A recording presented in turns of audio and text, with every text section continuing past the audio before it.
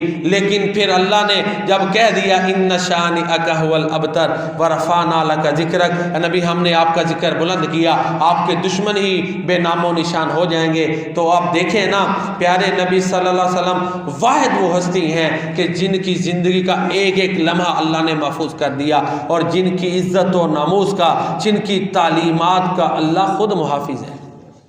मेरे प्यारे नबी सल्लल्लाहु अलैहि वसल्लम की ज़ात का भी अल्लाह ताला ख़ुद मुहाफिज़ है। आपका जिस्म पाक अपने रोज़ा मुबारक, कब्र मुबारक में महफूज है।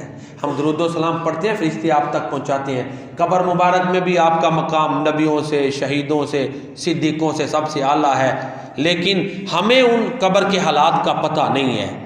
जो मेरे नबी ने फरमा दिया वो बरहक है। तो ये आपका मकाम कब्र में भी सबसे आला औला बाला, हशर में भी सबसे आला औला बाला, तमाम जहानों में प्यारे नबी का मकाम अल्लाह के बाद सबसे आला।